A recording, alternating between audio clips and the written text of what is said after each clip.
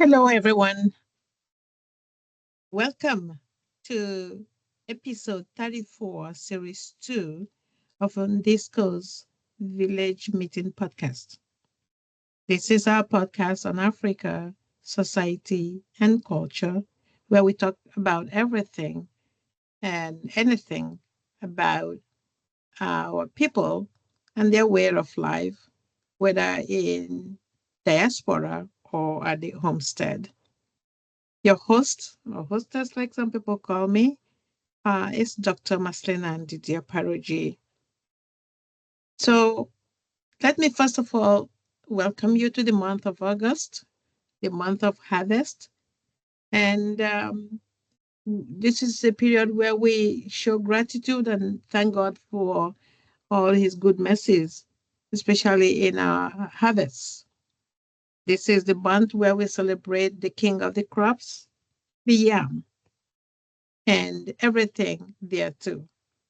This is also the time we thank God for keeping our children safe from all harms during the vacation period. And it's as they prepare to go back to school anytime from now in this month of August. So we have a lot to be grateful for or be thankful for. One of the things also, or the aspects of the celebration, especially of the yam, which in Igbo land is a big deal, starting in July and in August and continuing in some areas. It's our celebration. And those of you who know me, always dealing with charity, which begins from home or at home. And this is why I also invite you to my own community Thanksgiving of Yiriji Mbise Nation, which is actually the biggest ceremony of that kind in the entire Igbo land of the Southeast. So I welcome you to come join us on August 15th. And as we now have yams and everything, one of the things we prepare for is the attire to wear to the festival. And in social media lately, people have been talking about um, Isi Agu as the Igbo um, symbolic official outfit. But then there are discrepancies as to what actually Isi Agu is. When you talk about Agu, we are talking about the leopard. And some have mistakenly in the past, me included, called it tiger. But it's always a fine line between all these animals. So we all stand corrected. The leopard is the Agu. The Odum is the lion. So let's get that straight. So when we say Agu, we mean the leopard. And when we say the lion, it's called Odum. And as we go in, we will see why this is significant to know. So my question is in Ala Igbo, which is the official outfit? Isi Agu, the lion head, or Isi Odum, sorry, the Isi Agu, the leopard head, or Isi Odum, the lion head? And one of the main reasons why I am back on such is to ensure that we are handing, or at least whatever we are all agreeing to, are being handed correctly down to our generation next, especially as our ancestors had intended those, to perpetuate the culture. You know, some of us are not going to be here in the next 100 years, but we want our children to hold on to something that is genuine and worthy of their culture. So let's delve into this. So I start with the question, what is the meaning of Isi Agu attire in Igbo land? And I want every Igbo person to be able to answer this question and share that with others. who are not Igbo or who are not even Nigerians who are interested in our culture. So Isi Agu attire often is referred to actually as a lion head attire. Uh, it is a traditional Igbo garment that holds really significant cultural and symbolic meaning in Igbo land. But the question then is, should it really be referred to as lion head attire? As we go on, that question might be answered. So the Isi Agu attire is more than just clothing. We have to know that. It is a representation of the rich cultural heritage of our people, the Igbo people. Isi Agu attire must be respected. And I liken the Isi Agu attire to Kente of Ghana, the Agbadas in Yoruba land, the kaftan, or I don't know actually what title to give the Hausa attire. They respect that. The Akwa Ibom have their own traditional attire. The Rivers people also could testify to having theirs, and many other, um, communities within Nigeria could boast of that. So in Igbo land, we have, agreed that we have the Isi Agu, but what faction are we taking as our Isi Agu? And whatever it is, we must respect that, because respecting Isi Agu involves understanding our cultural significance and using it in ways that honor and preserve the tradition of the Igbo people. So that's the task we have. So let's look at some key points of this item.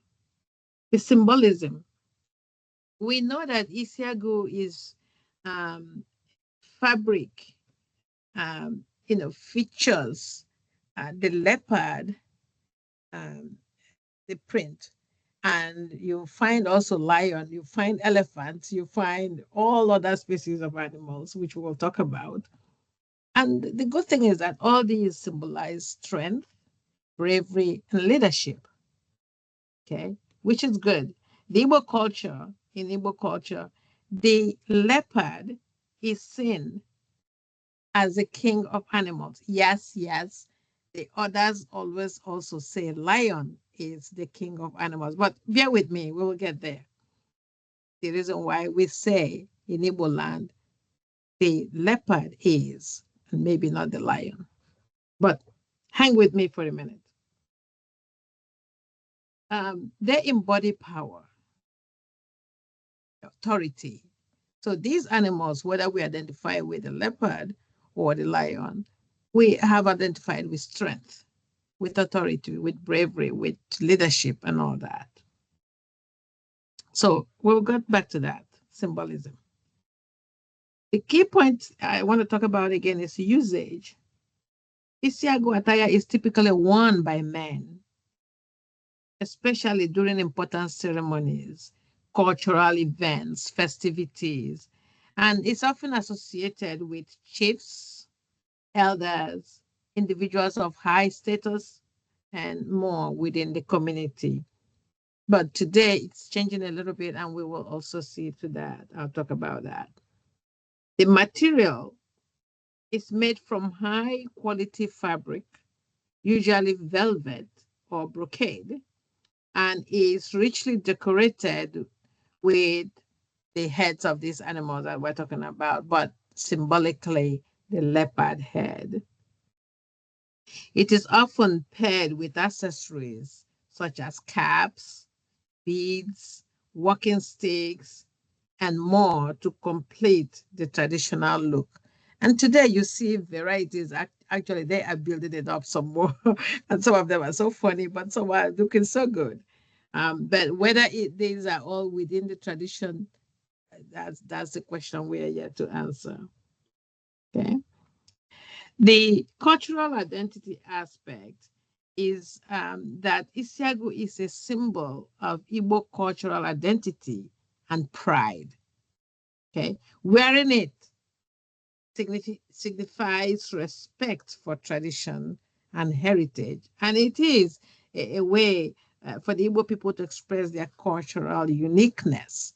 And you see some of our young ones where when they wear this, they feel like they're on cloud nine, and they hold their shoulders high, and that Igbo pride just surfaces.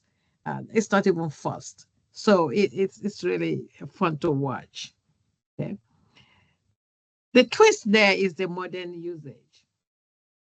Now, remember they said it's just men mostly that wear that, but the modern way of wear that is that while we are traditionally talking about Isi Agu being worn by men, Isi Agu attire has also been adapted to modern fashion with variations available for women and younger generations. Yeah, like I said, it has a twist now. It remains a popular choice for weddings, thank God for that, festivals, and other significant events. We see that every day, and it's getting more and more. Okay. So, like we said, it's not just a clothing, it is a representation of the rich um, heritage that our ancestors have handed down to us. So the question again then continues, should it be Isi Odum or Isi Agu? A question that needs clarification. The lion Odum, like I started saying to you, is considered the king of animals in many other cultures. And, there is a reason why it was also imposed on the Igbo to accept that. I will talk about that. But for around the world, the lion is considered king due to several attributes and qualities that make it stand out. Okay. But we have to make a note to note that the lion is mostly found in desert regions. But among the Igbo people, the leopard is considered the original and more culturally significant animal compared to the lion. I'll say that again. In Igbo land, the leopard is considered the original and more culturally significant animal compared to the lion. Why? Because the leopard is mostly found in tropical rainforest regions. And in that tow, we also know that Igbo land is located in the rainforest region and so has more or mostly leopards. I don't even know if they have ever had a lion. But if they did, it could be very, insignificant number. But we must know that the leopard has always assumed, according to the research out there, to be the king of the forest. There is a school of thought that suggests that when Europeans came to Igbo land, and with all they brought along, the whiskeys and the Bible and more, they also brought about the myth that the lion is the king of the jungle, which the Igbo accepted along with whatever they brought.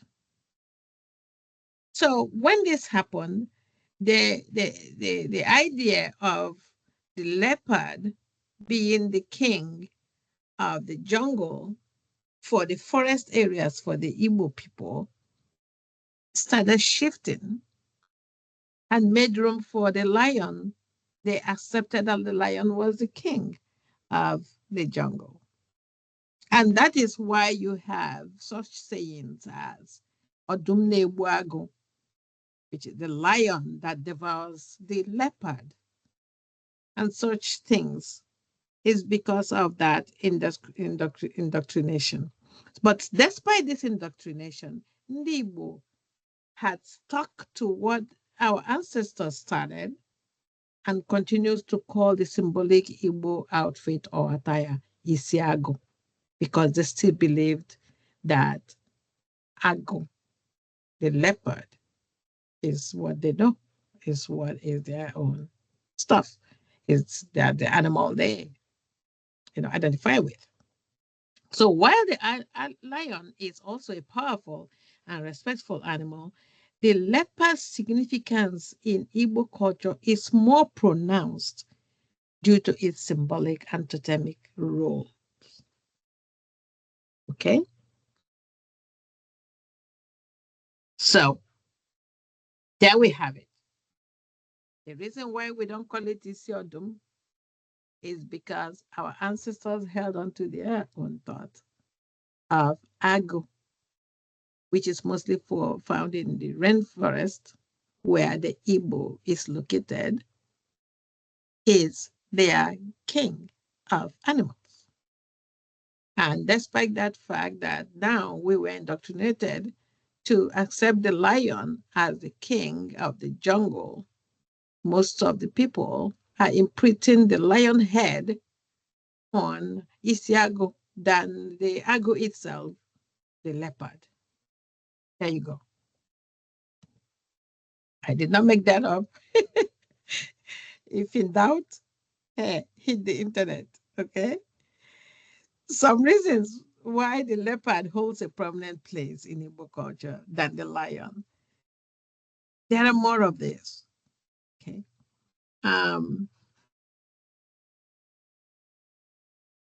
Among the Igbo people, the leopard is considered the original, like I said before, and more culturally significant among the animals in comparison to the lion and other animals imprinted on the Igbo symbolic outfit. We talked about that. Okay. So let's look at the symbol of power and strength.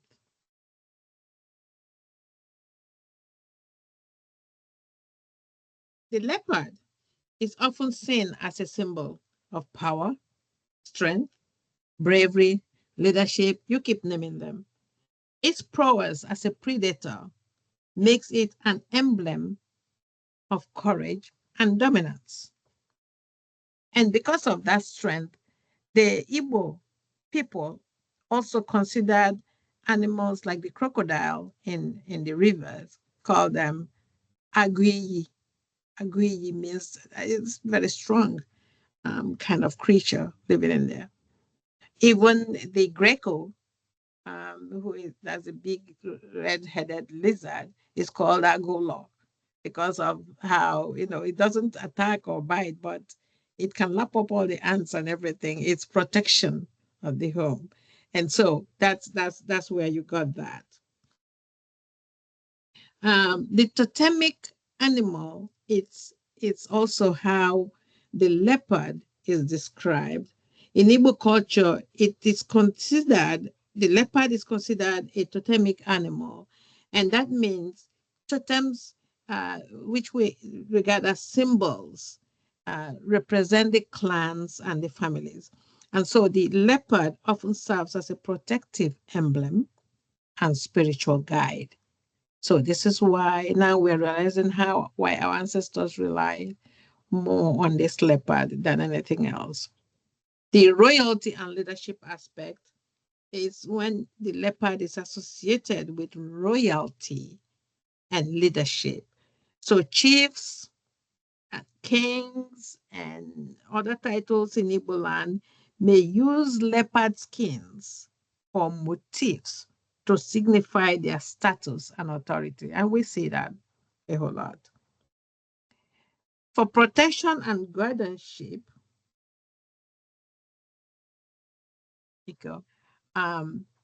we also note that the leopard is believed to offer protection to the community. Its presence in myths and legends, as we always said, the fairy tales come up. The leopard, Ago is always being mentioned, involves safeguarding people from harm and warding off evil spirits. We see that in all our Ufe or fairy tales. And in the aspect of art and decoration, leopard motifs are common in Igbo art and decorations. We see that, including clothing, masks, carvings, and all these artistic representations celebrate the animal's beauty and strength. Those of you who have seen pictures of leopards, you see the leopard spots. It's indeed a beautiful animal.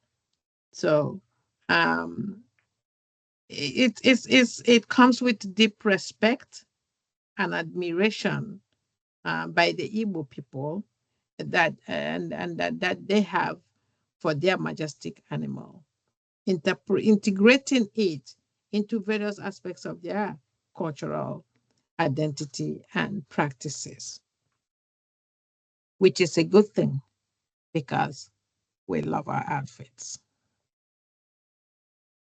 But on the other hand, we also ask the question, the concept of desecration, which refers to the disrespect or violation of something sacred or revered. Can we apply that now to Isi Agu attire used in Igbo culture? The answer is simply yes. Because if we look at how these outfits are being used today, the Isi Agu outfit, no matter what the print of animal is on it, it's a little bit untoward. Okay? So let's consider the ways that we think Isi Agu might be desecrated or violated or disrespected.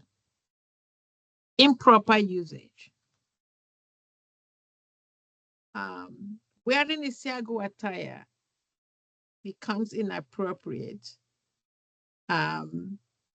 when we see it worn wrongly, disrespectfully.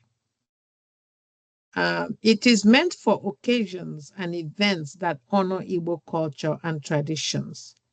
When it's used in something opposite of that, in inappropriate contexts, such as casual or disrespectful outings, then it is violated according to scriptures. Research out there. It could be desecrated by disrespectful handling, treating the attire carelessly, such as discarding it improperly, damaging it, or using it in a manner that disrespects the cultural significance. Yes, just imagine using a piece of that clothing, Isi Agu, to wipe the tables or wipe the floors. It's not done. Okay.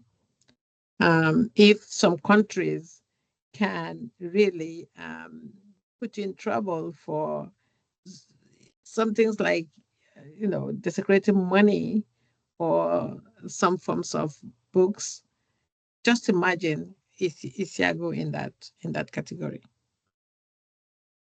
Cultural misappropriation. This happens when individuals outside of the Igbo community wear Isi Agu attire without understanding or respecting its cultural significance. This can be called disrespectful. It is particularly sensitive if the attire is used in ways that trivialize or commercialize the culture. So that is a no-no. And people are bound to do that. We see those in stores all over the world now, being displayed, and people are just wearing them without knowing what they do, what it's meant for. Have you ever gone anywhere and seen kente in the ordinary store will be worn around anyhow? No, we got to be careful and become, it will stand up. If you're an Igbo person and you see that happening, you should stand up for against that and condemn that and correct the usage of that. Alterations and modifications. People can make, like slight modification, but making alterations to the traditional design of Isi Agu attire that undermine its cultural symbolism can be really viewed as a form of desecration. Okay? This includes changing the leopard's head motif or other key elements in ways that will disrupt the original meaning of that. So we must be very conversant with all that. And let's also look at the disrespectful representations using Isi Agu attire in media or public representations that portray Igbo culture in a negative or disrespectful light can be considered desecration or violation. So respecting Isi Agu attire involves understanding its cultural significance and using it in ways that honor and preserve the traditions of our people. Okay? So that's one aspect that we can do something about. So the other aspect that we wanted to look at is, can other animals be used in substituting for the leopard agu? So um, from what people are saying, substituting the leopard with other animals will alter the meaning, but it's being done. Okay, that's the modern usage we talk about. But tradition and heritage, if considered, Isi Agu is noted to be rooted in tradition. Altering its design could be seen as a departure from cultural heritage and might not be accepted by the community. And that's why we're talking about this now. What is agreed upon? What is the right thing? What was the intention of our ancestors, or were the intentions of our ancestors? The respect for tradition means respecting cultural attire and preserving its original design and symbolism. Introducing other animals might be considered disrespectful. So that is why it is right to understand the difference between Isi Agu and Isi Odum to start with, okay? And the meanings associated with Isi Agu. And potential acceptance is talking about, while creativity and modernization in fashions are possible, however, any significant changes to traditional attire should ideally involve consultations with cultural custodians, elders, and the community to ensure that new designs are respectful and acceptable. So although now it's being expanded, what it's saying is that, for example, for my community in MBC, the elders, the Eze, the Eze, Ezurezu Mbise, the member, they should be keeping an eye to know who is desecrating the outfits, if it is agreed upon in Igbo land. On the big umbrella, we have Ohaneze as the Igbo leadership, holder, to really help make sure that we have that agreement on what is exactly the Igbo symbolic attire. Okay, and this is what I wanted to share. I wanted to make you, help you judge and see the difference of what I am talking about. And it's for you to judge. In each picture, consider this: is Isi Agu rightly used or not? So the first one is Pete Edochie. We call him the elder statesman in Igbo land. This is his version of Isi Agu outfit. He has a lot. He wears them interchangeably, but he does it right, depending on who you ask. But if we are now going by Isi Agu being the leopard's head and not Isi Odum, we all have to rethink what we are doing now. The second person now has also a the carcass of something hanging and made a cap out of it and with accessories. The third is a white man wearing proudly, actually, wearing his with the red cap and a cane. I hope somebody else explained what it meant. And oops, sorry. Um, we have seen the one in the middle wearing his own accessorized from head to toe with a wrapper. And we see the next picture had three people. And this is one of the things unique about Igbo outfit. They come in different colors and look at different lengths and with different caps, some black, some red. Same as the last picture. One is long sleeved, the other one is short sleeves. And these all come in different styles. The next one, you be the judge. The first picture you have now, parchments. Parchment of the Isi Agu on regular outfits or other materials.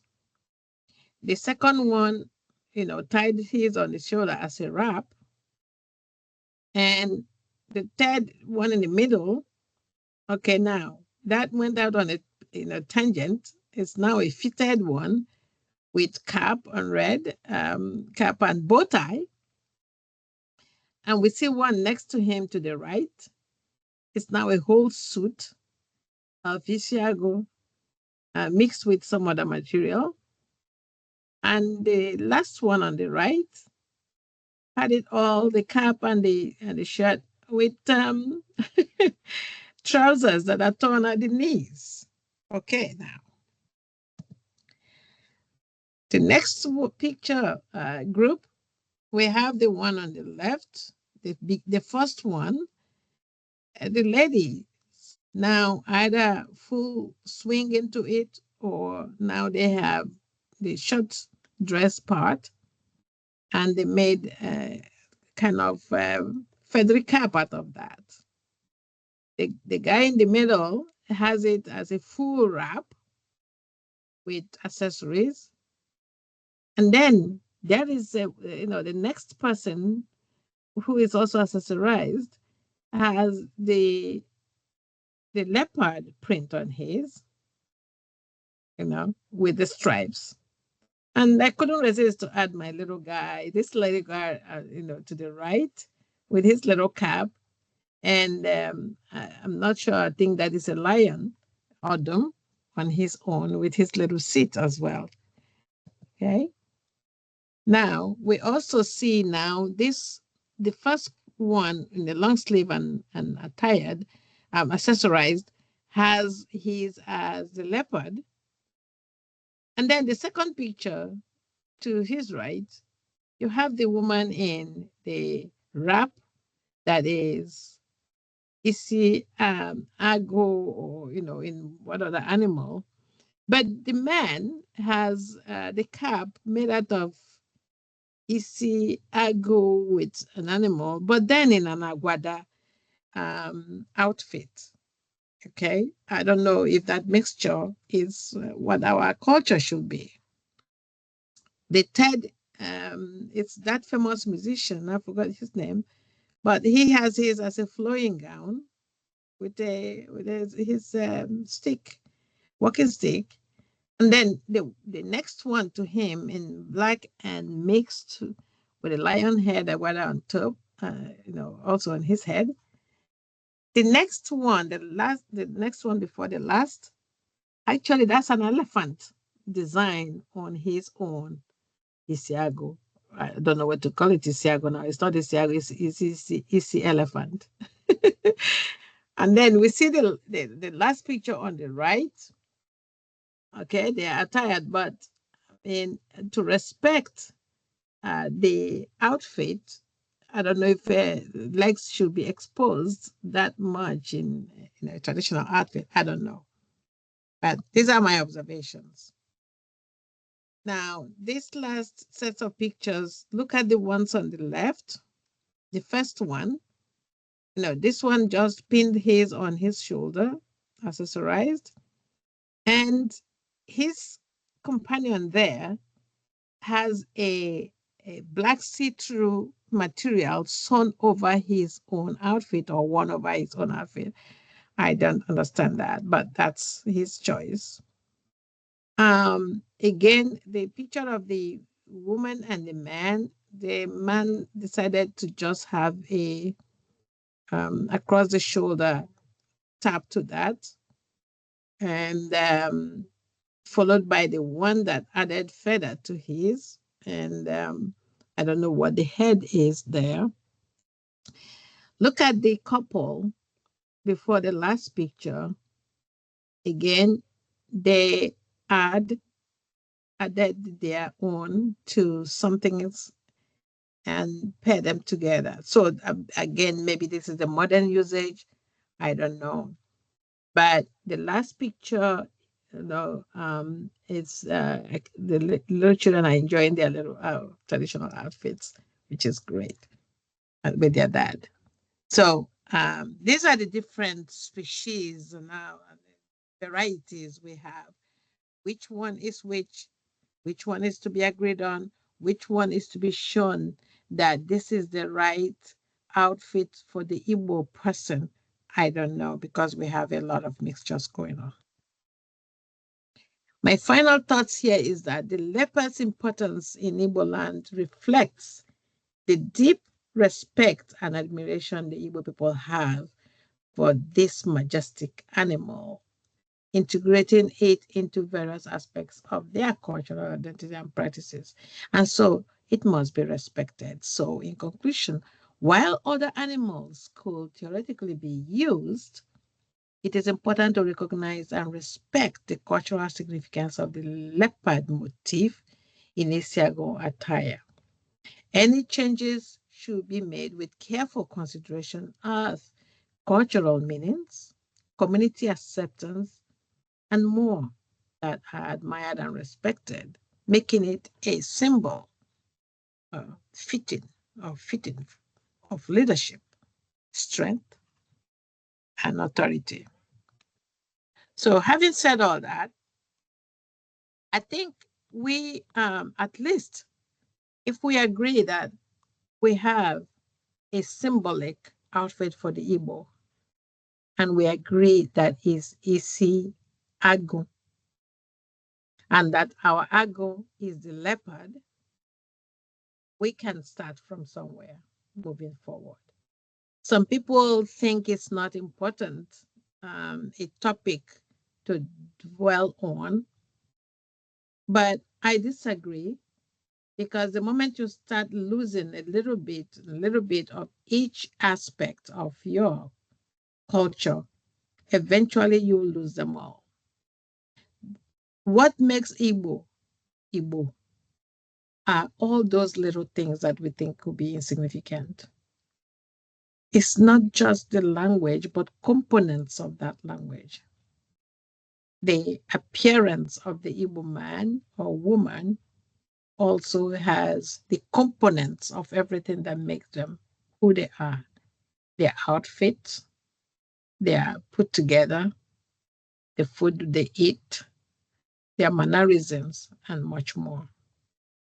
So I hope this topic today um, is going to whet people's appetite to find out more, to do more. For those of us that are Igbo, I will encourage us to start now to maybe pull back to what our ancestors have shared with us. I'm not saying that anybody could throw away what they already have, but to focus on what has been handed to us. And this is not one of those that are, need a second look to it. But we can all agree that Isi Agu is our cultural symbolic outfit. And so we're going to dwell on that. And that's the beginning of our foundation. That is part of our foundation. And that's what we hand down to our children. Some of them who ask, what is it? Which is it? We have some giraffes, we have some animals, and then we have some, not even animals, but like hunts of animals and all that. All of them, some are not even animals, they are really beyond that. And we all call them Isi Agu. Why don't we call a spade and not confuse people some more? On this note, I thank you all for listening. And like I said, we have topics surrounding our Yam Festival, that is our Oyajako, and that is our Thanksgiving um, to God for a productive year. So stay tuned. I thank you all who subscribe or who follow. Um, Keep staying with me, and we will keep up in the fun moving forward. Thank you and welcome again to August. Have a wonderful day. This is your host, Maslin and M.OPARAOJI.